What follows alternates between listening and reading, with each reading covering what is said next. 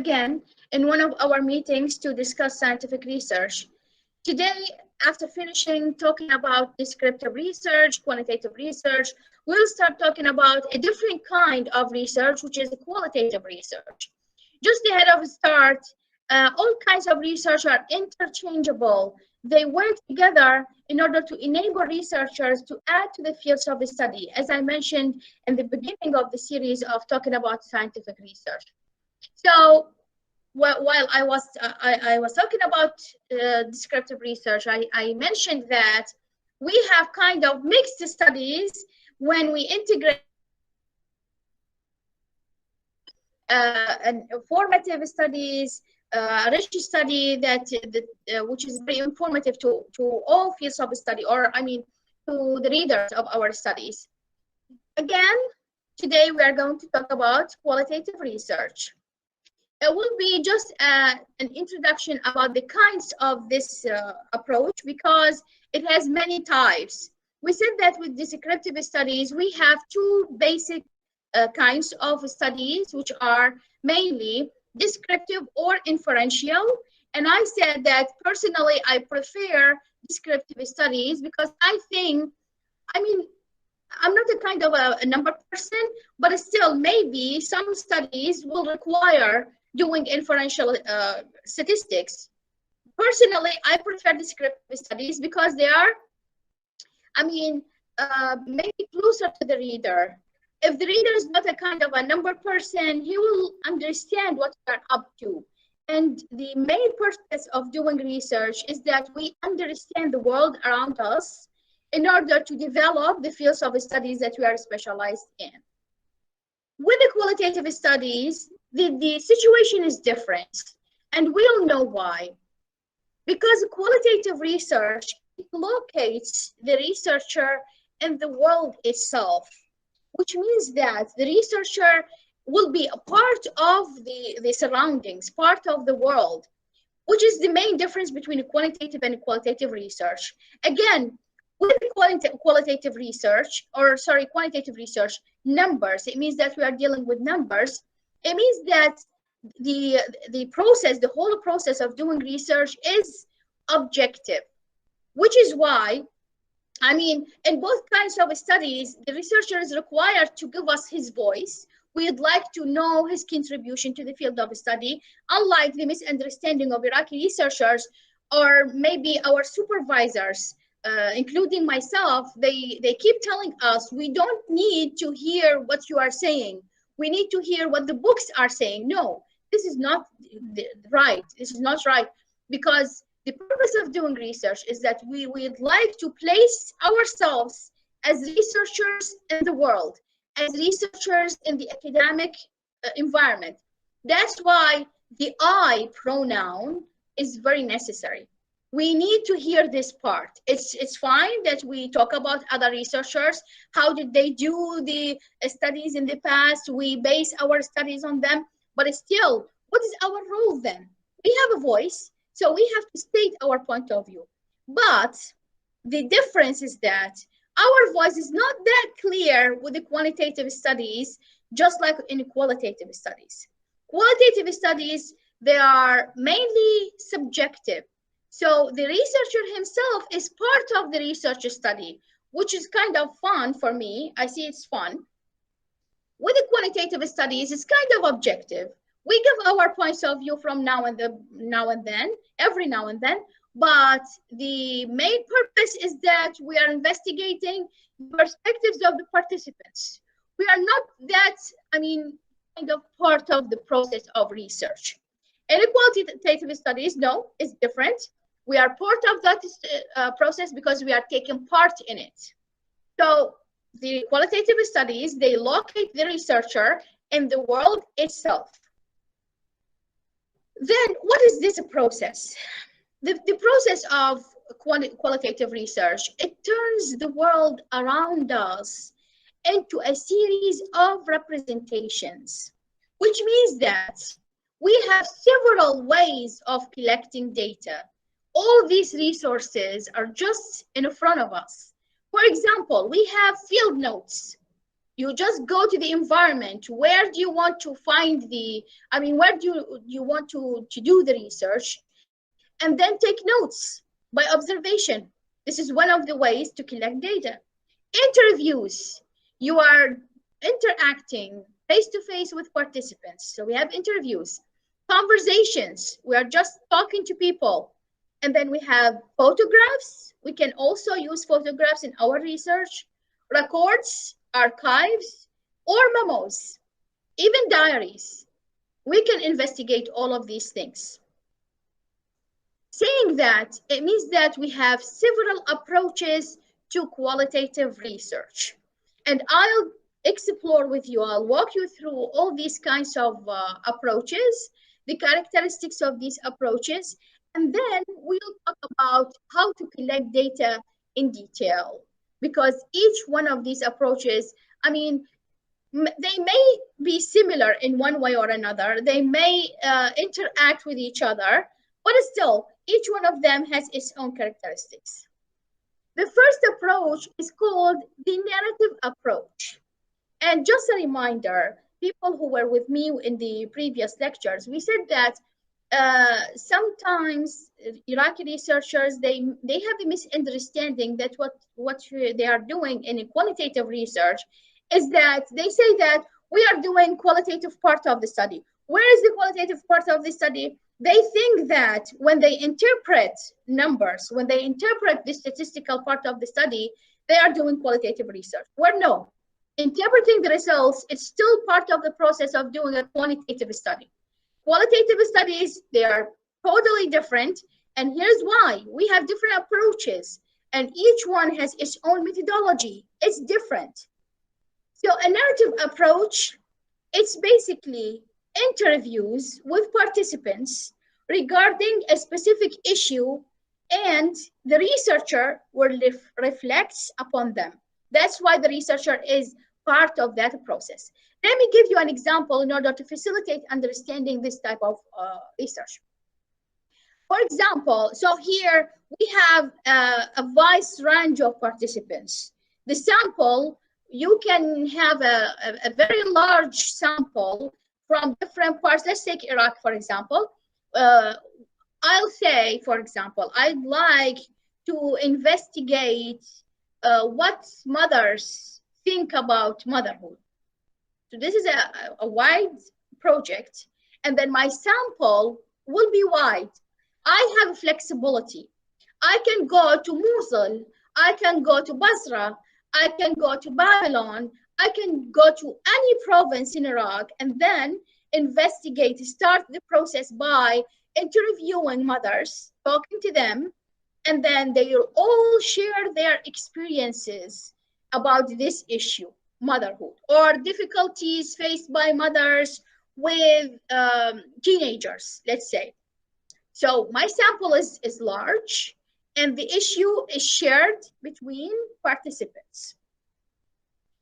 What are the characteristics of narrative studies? The researcher here in this kind of study, and from its name, narrative, it means that you will sit and you will have, or maybe you'll interview people, and then they'll start talking, saying maybe stories, telling different reflections about their lives, what they go through, etc. So the characteristics of narrative studies, the first one is that the researcher collects his stories from individuals or documents about lived experiences.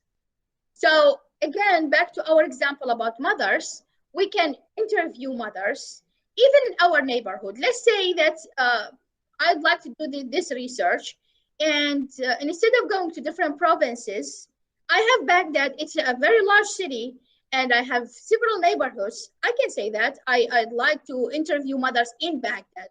And then I'll state in my description of the setting of the research that in Baghdad, we have several neighborhoods, several parts of the city. I'll go to the north of Baghdad versus south of Baghdad, etc. So this is the description of my environment. So I can collect stories from individuals or from documents. Let's say that maybe I have records in one of the, let's say the Ministry of, what is it called? The Ministry of Human Care or something, الرعاية الاجتماعية, social care, okay, social care. I have access to these records, and I say that in the methodology section, collecting data, I'll go to this ministry, I have access to the archives, and then we have this set of documents, and I will start by collecting data, looking at these documents and seeing the experiences of these mothers. Or maybe I can investigate maybe the experience of, let's say, employees in the Ministry of Higher Education, or the experiences of, let's say, hard workers or laborers. Let's say laborers. So I can say we have records of laborers in the Ministry of Social Care. Such and such people, they take such and such, social care from the government, etc. So these are the things that we can do in narrative studies. The characteristic of this kind of qualitative research is that the narrative stories can be analyzed thematically, structurally, or dialogically. Maybe some of the other kinds of qualitative research, as we'll see later, they share these features together. All of them, in all of the kinds of qualitative research, we can analyze the data by themes. This is a common characteristic between all of these kinds, which means that I collected the data, I interviewed, let's say interviews. I interviewed several people. And by the way, the process of collecting data and analyzing data with the qualitative research is longer, and you need more efforts compared to qualitative research. Qualitative.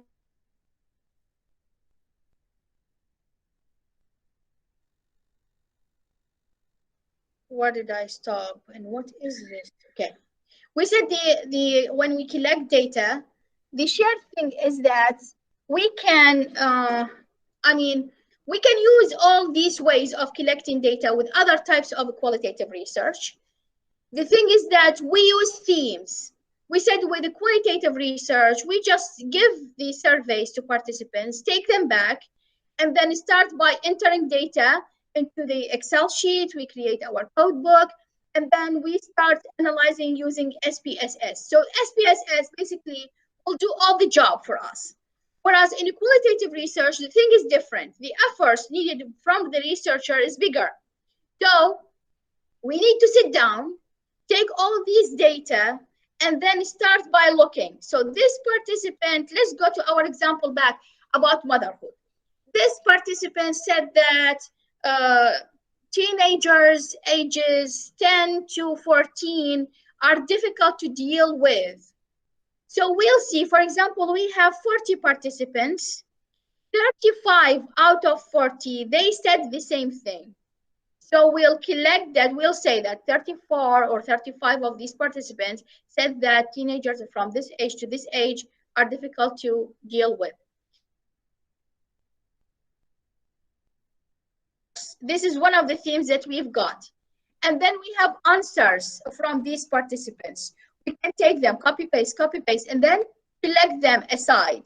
So it means that you have to change the interview because you have a recorder, and then you recorded all the interviews. Then you have to transcribe them, which means that you have to turn the sound into writing. First of all, you will sit down, you will write down all the interviews, and then you will start playing and taking out themes. So you create your themes, difficulties dealing with teenagers, for example, fun dealing with teenagers. Sometimes you have unexpected themes coming out. Sometimes only one person gives you an idea. You will put it aside. So we are looking for these things because we'll use it in analyzing our data. Then we have, for example, structural analysis, nature of telling the story. Some participants, they like to talk, let's say, in examples. This participant, he used a lot of examples. This participant, he used generalizations. These are just ideas. You may come up with different, things of analyzing data. The fun part of the qualitative research is that the researcher can play a lot with all these things. He can bring us new things to the field. That's why,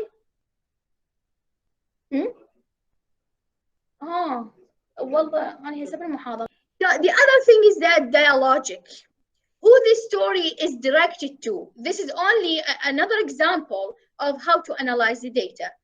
Some participants may direct the dialogue to, for example, I have a professor who is, the way he talks, it means that he directs his talk to males. Even if he's sitting with women, the way he talks is just directing the story to men. So this is one of the examples that we can analyze our data to. We can say these kinds of people, just like talking to kids when they say the story. This kind of people, they talk just like they are talking to adults, etc. Because human beings are different when they tell stories. That's why your analysis of the data will be different. We are done with this. Sorry, we are done with narrative studies. Now, the other kind of qualitative research is called phenomenological approach. From the title, it means that we have a phenomenon, and we are aiming to study it. So the phenomenological study describes the common meaning for several individuals of their lived experiences of a concept of a phenomenon. Well, I thought a lot of something from our real life in order to give you as an example of this type of qualitative studies. And I came up with the idea, if you came across the young people, youth, who used to wear torn out trousers. هاي البناطيل الكابوي المشققة. Well, this is a phenomenon. And then if you would like to study it, the cultural effect of, for example, the new fashion with youth or youth male in Iraq using or wearing those torn out trousers. So my sample will be youth who wear these trousers, or I can use youth and I can use shop owners who sell those kind of trousers. So I'll start by interviewing them and then asking them about their experiences as people who sell this product or as people who wear this product, and see why do they wear it, what do they like about it, what don't they like about it, things like that. This is just an example. So the characteristics of a phenomenological studies, it means that you have to explore the phenomenon. Another example from the academic environment, if we have, or maybe from our life, we have the phenomenon of COVID-19. This is a phenomenon shared by a lot of the whole world. So I can take a sample from everywhere, even virtual or in person. But first, I have to explore the phenomenon. I'll start by talking about this phenomenon. Where did it start? When did it start? What do I think the reasons are? Characteristics of this phenomenon, stories that I have heard, and then I'll move to my sample. So I'll say, for example, let's say Najaf, and I think, don't take me for that, but I think it started there. So Najaf was the first place where we got the first case of COVID-19 in Iraq. That's why I'm going to start my research there.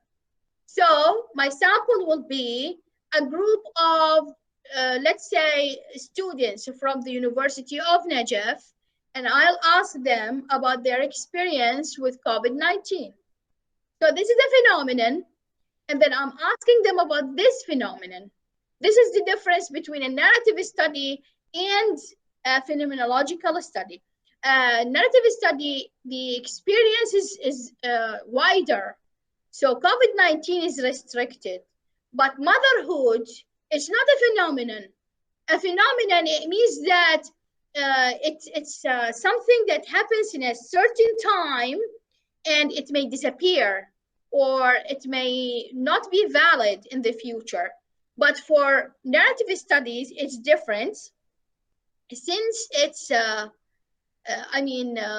experience is going on, it may happen to other people as well.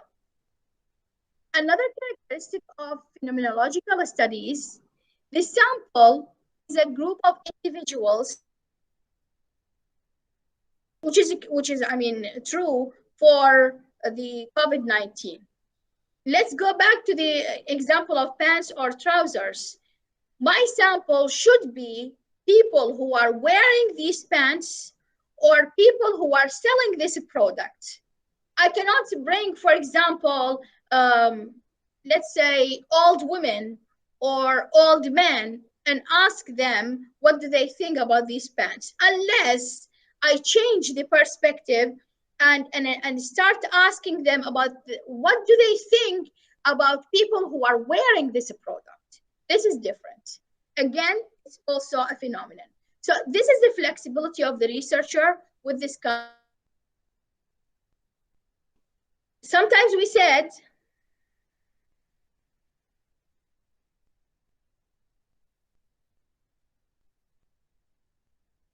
hold on, of phenomenological studies is that sometimes the researcher has to discuss a personal experience or personal experiences with the phenomenon, which is true for all other kinds of qualitative research, because usually when you start talking with people, interviewing people, for sure they'll talk about their experiences. So it's true again about phenomenological studies. And as we see for COVID-19 example, for sure, people will talk about themselves if they got the virus, or about their friends, their loved ones, their family members, or stories that they've heard about in the media. Same case for any phenomenon that you would like to study. Another characteristic of phenomenological studies, which is related to data collection, is that interviewing is the basic way of collecting data, which is true for all kinds of collective or qualitative studies. But documents can be used as well. Again, if we are talking about the phenomenon of COVID-19, we can collect data from documents. For example, I am one of the personnel in the Department of Health. So I have access to all of these documents, or maybe I work in a hospital and I have documents about all of the cases of COVID-19 in a certain area in Iraq. So I'd like to do a research about this phenomenon. It is not necessarily, maybe people will not be or patients. That's why I have access to all of these documents and I can use them in order to collect data with anonymous cases. So I don't mention anything about the cases. I have all this information about the cases. I can talk about them, have my themes. For example, I can say some of the cases have diarrhea, some of other cases, they have severe coughing, etc. So I have created all of these themes without interviewing any people. So the thing is that you have the freedom to use any of the tools in order to collect data, but still the preferable thing is interview, because you cannot imagine how many or how much information you are getting from people if you sit face to face and then interview them. Another kind of qualitative research is called the grounded theory approach. Here, let's talk about one of the misunderstanding of theories or hypotheses, let's call it, with Iraqi researchers.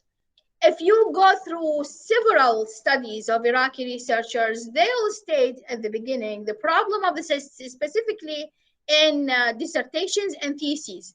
They'll state the problem of the study, hypotheses, without understanding. They are just putting the hypothesis and they know already what is the answer to this hypothesis.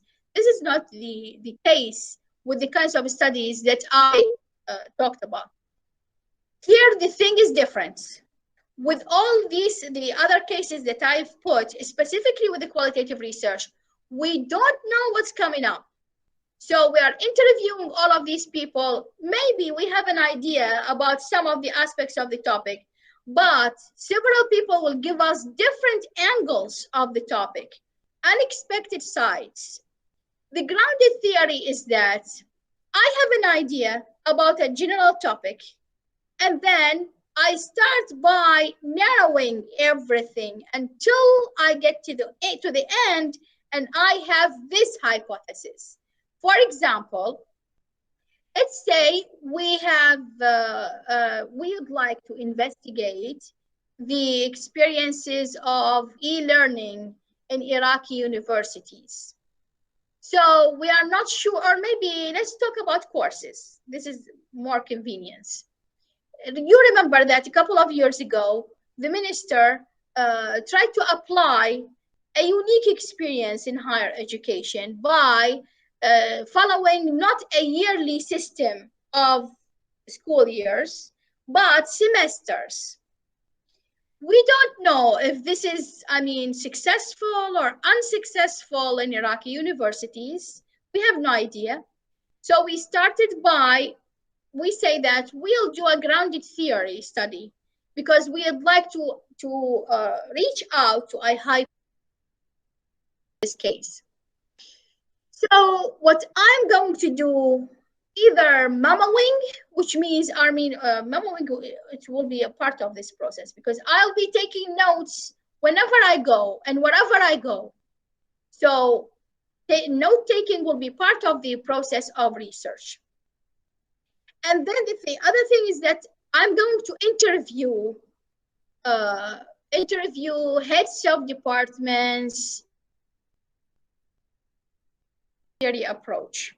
And we'll talk about this approach in detail later on, and in upcoming lectures. Another kind of qualitative research, and let me share the presentation with you again. It's called ethnographic research. Ethnographic, it means that you are in the middle of the community. These kinds of studies, they focus on the social behavior of the entire culture, of the entire group of people. Let me give you an example. For instance, I'd like to understand the, let's say, the family life of football players. So here, this is a group of people. It's a wide group of people. So I have to go to the community of players. I have to meet with them, sit with them, maybe visit them at their homes, even their homes. So it means that I have to be part of this community before doing the research, which means that ethnographic studies, they take longer than other kinds of studies. Anyway, the qualitative research it may take longer than quantitative research, but specifically ethnographic studies, they take more in the cultural aspect of the community than other kinds of research. Which means that you have to extend contact with a given community, just like the example that I gave you about sport players. So you have to be part of this community. For example, if I'd like, since my background is linguistics, so let's say I'd like to understand or to study the dialects of, let's say, people in Mosul, because their way of using Arabic is different from other parts of Iraq, or maybe people in the south, and I compare them with people in Iraq. So I have to go there, live there at least for a month for my study. So I decide the time. So I say that I went to Basra and I stayed there for a time from this month to this month in order to live with them, talk with them, see them in different situations, how do they use language, and then by collecting data, then I have I can come back and study with my data and start analyzing it in order to come to the results. So the characteristics of ethnographic studies, it pays attention to day-to-day events. When I went to Basra and lived there, it means that I was part of that community. It's preferable because I'm going to do research about language. So I need to see how do they communicate in the marketplace. I'll go shopping and see how do they communicate, what vocabulary they are using. I visit homes. I go, for example, to women gathering, maybe religious gatherings, just like now in Muharram, we can go to gatherings and see how do they communicate, what vocabulary they use. I can go, for example, to weddings and see the different kinds of vocabulary they use, etc. So these are just examples. Then participants directly or indirectly, they are not the participants, sorry, the researcher will be a part of the local events. Wherever you go, let's say I'm not doing my study in Iraq. I wanted to do it outside Iraq. Let's say, again, an example about language. I wanted to do my study and investigate the dialects of Arabic dialects in Morocco. It's totally different from other parts of the Arab homeland. It means that I planned to go there, to live there for a certain time, to be exposed to the community, be in touch with people, and then it means that within this time, any social event, any cultural event, I should have access to, because it will add to my research. It will be very useful to my research. So I'll be part of this cultural event. Another characteristic is that the research tools are less structured. When I talked about these examples, have you seen that I am just part of the community? I have observations, I can have interviews, I can have narratives. See, I dragged from all other kinds of qualitative research. I can have access to archives or documents. I can use photos, I can use diaries. See, all of these resources. So the sky is the limit. I have no limit for my tools of research. So I can use any of these things, any of these tools in order to get my data. Another thing is that observation is purposeful. It's different when I do a phenomenological study from an ethnographic study. So ethnographic study is for this purpose, to drag from cultural aspects of the society, to drag from the traditions, the rituals. Whereas in phenomenological study is different because we have only one point, that's it, okay? Another characteristic is that ethnographic studies, they develop complete description of the culture of a group. Just like what I said, since I was part of this community, I lived in this community, so my theoretical background should include something about this community. And it will happen, you will like it or not, you have to, it will happen naturally. Because when you do this study, when you collect all this data, you are part of the process, you have to speak about the community. So I lived in this area, I noticed that the people do such and such and such. So unconsciously, you are describing the community, you are describing its culture, its environment, its setting. It will come naturally. The last kind here with the qualitative research is called the case study, which is somehow related to phenomenological studies. It's somehow related to ethnographic studies, but it's smaller. So the ethnographic study is the larger one among all other kinds of qualitative research. Case study is the smaller one, the smallest one, let's say. With a case study, we are studying a case within real life settings. So the case should be very limited. It can be one person. And let me say something here. When I came back to Iraq from the United States and I started submitting research papers to be published in Iraq, in fact, I got reviews from, from the magazine or journals, and the comments from the reviewers says, why do you have only 5 participants? Why do you have only 2 participants? Well, it's the method of research requires this.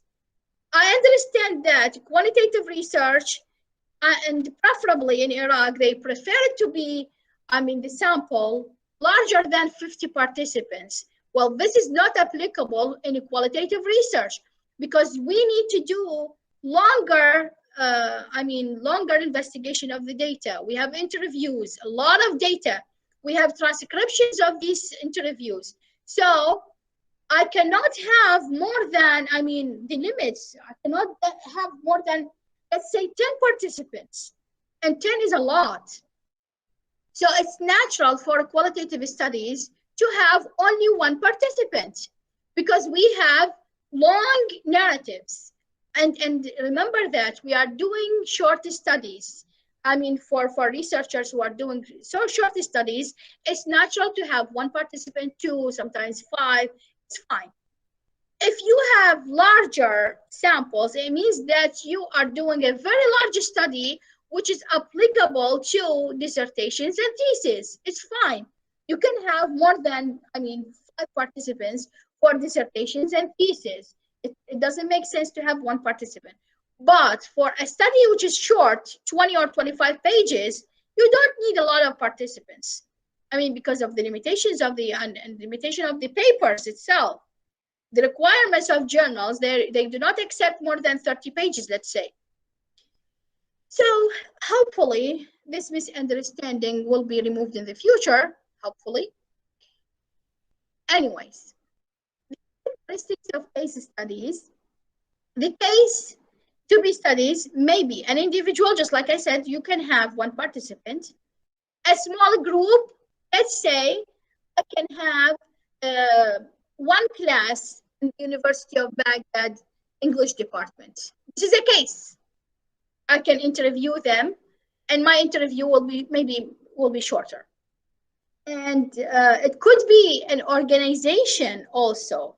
So I can study a case study or in the University of Baghdad specifically, or the University of Babylon, or the Ministry of Higher Education, or a company, an oil company.